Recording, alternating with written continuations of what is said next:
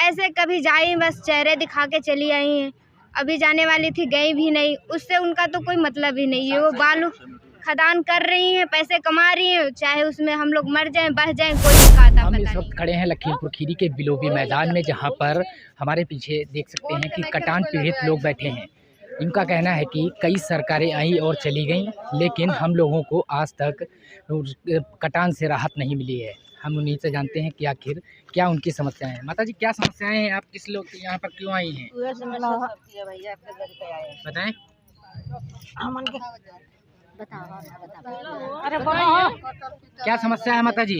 हमारे समस्या बहुत भैया खराब, घर द्वार कुछ कट बह गए, खेती भी कट बह गई है। खेती उती सब कट गई है। हाँ, तो हम लोग खाने खाने के मरद से जब बताए इतना दिन से बसल यहाँ कुछ हम सुनवाई नहीं है। कोई सुनवाई नहीं हो रही है? नहीं कुछ नहीं हो रही है। बता, अधिकारी जाते हैं आपके वहाँ?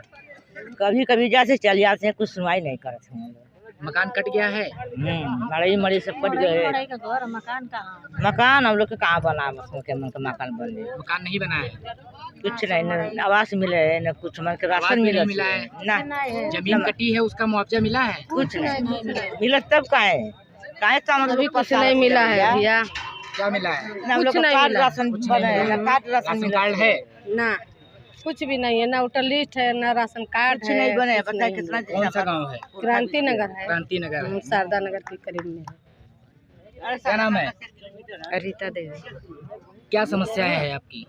समस्या वही है कि सब कट बह गया है, कुछ नहीं है। और भैया छोटे छोटे बच्चे हैं, कोई नहीं सुनवाई हो रहा है।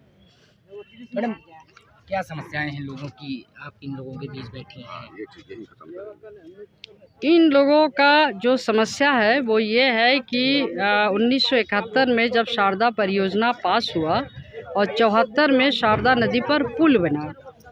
उस पुल बनने के बाद जो डूब क्षेत्र सरकार को घोषित करना चाहिए था, उन्होंने घोषित नहीं किया, उसको छुपाए रखा। और किसान जो उस पूरे क्षेत्र में आबाद थे, वो बाढ़ के पानी जो उन्होंने स्टोर करना शुरू किया डूब क्षेत्र के अंदर, जो बनबसा बांध से और गिरजा बैराज से जो पानी स्टोर करने की जो जगह बनाई, वो जगह वो बना जो इन तमाम सारे लोगों की खेती है, गांव है, करीब 25-30 ग्राम पंचायतें हैं और मेरे ख्याल से 50,000 आबादी है। वो 50,000 आबादी आज डूब क्षेत्र में है। ढेर सारे दर्जनों लोगों के गांव जो है वो कट गया, जिन्हें 3 डिसमिल ज़मीन और 5 किलो चावल जो सबको मिल रहा है, उसी के सहारे लोग जिंदा है। और जिनकी गांव अभी बचा हुआ है, ज़मीन नहीं बची हुई है, वो भी धीरे धीरे शारदा नदी के कटान में चला जा रहा है। तो ये लोग ये मांग करने आए कि अगर सरकार ने डूब क्षेत्र घोषित किया तो हमारी ज़मीन का मुआवजा और हमें ज़मीन के बदले में ज़मीन दिया जाना चाहिए था। हम भूमिधर किसान हैं, संक्रमित भूमिधर किसान हैं। हम अपनी ज़मीन का मालिक है और राजा युवराज दत्त के समय से हम यहाँ पर आबाद हैं और हमारी ज़मीन को सरकार हमसे धोखा देके छीन रही है डूब क्षेत्र के नाम पर। इसे हम बर्दाश्त नहीं करेंगे। हमें हमारी ज़मीन के मुआवजा या ज़मीन के बदले में ज़मीन चाहिए, और नहीं तो सरकार नदी को चैनलाइज करे, नदी की खोदान करके दोनों तरफ बांध का निर्माण करे और जहां नदी थी वो नदी की जगह पे नदी को बहने दे, हमारी ज़मीन और गांव को सुरक्षित करे। चुनाव आ गया है, फिर से अभी जनता के बीच जाएंगे नेता। क्या लगता है कि हर बार चुनाव आते हैं, लोग जनता के बीच जाते हैं, बड़ी मतलब कि मांग ये लोग रखते हैं, उनको पूरा करने का वादा भी करते हैं, कभी पूरा हुआ नहीं? इस क्षेत्र की जनता का वादा तो जो सरकार ने, जिस भी सरकार ने किया, पूरा नहीं हुआ। बीजेपी के सरकार ने तो बिल्कुल हद कर दी। बीजेपी सरकार तो संविधान को ही ध्वस्त कर रही है। जमींदारी उन्मूलन कानून जो बना है संविधान पे, उस कानून के अंतर्गत ये जो दलितों और पिछड़ों का ये क्षेत्र है, यहाँ लोगों को ज़मीन पर अधिकार मिला था। ये संक्रमित भूमिधर हुए और आज जो सरकार को इनको रक्षा करना चाहिए था, वो हाथ खड़े किए हुए हैं। ना डूब क्षेत्र खारिज कर रहे हैं, ना इनके ज़मीन का मुआवजा या इनकी ज़मीन का जो ज़मीन के बदले में ज़मीन दे रहे हैं। सरकार इनको धोखा दे रही है, तो इसलिए इसके खिलाफ तो लोग संघर्ष करेंगे, लड़ेंगे लोग। क्या नाम है चाचा? अलगू प्रसाद। आज आप लोग बैठे हैं, क्यों बैठे हैं यहाँ पर, क्या मांगे हैं? हम लोगों की मांग है, जब हम लोगों को जैसे पानी भर जाता है खेतों में, फसलें कुछ होती नहीं है, मजबूरी में हम आके वन विभाग की ज़मीन क्रांति नगर में उसी अगला में बसे, जो पहले युवराज दत्त की ज़मीन थी। हम लोगों को क्या पता था कि वन विभाग कब घोषित कर देंगे। हम लोगों को उजाड़ने की कोशिश की जा रही है, इसके विरोध में हम लोग मांग करने आए हैं। सांसद विधायक कभी आपके गाँव गए हैं? नहीं, हम लोग नहीं जाते हैं। कभी गाँव आज नहीं तक हम लोग को वोटर लिस्ट में नाम भी नहीं दर्ज हुआ है, और ना हम लोगों को राशन कार्ड भी मिलता है उसमें कभी नहीं। कुछ नहीं। क्या नाम है बेटा? माधुरी। मेरा कौन गाँव से है? पचपेड़ी घाट, धांधलीपुर। क्या मांग है? मेरा घर कट गया है नदी में और ज़मीन भी कट गई है। बहुत मतलब कटान पीड़ित हैं हमारे परिवार और मेरे गांव, पूरा सारे लोग। कुछ भी नहीं है। ये 5 किलो राशन जो देते हैं उससे क्या होने वाला है? सिर्फ चावल कोई बना के खा ले, उस पर क्या और बाकी चीज़ें नहीं मिलती है।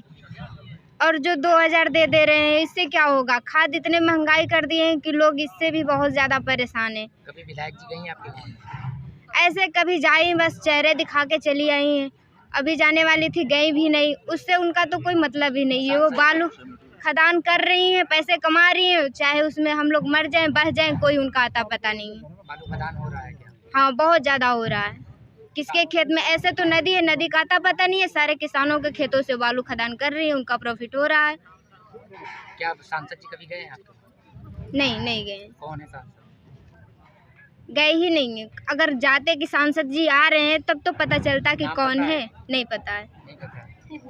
क्या नाम है आपका? क्या मांग है आप?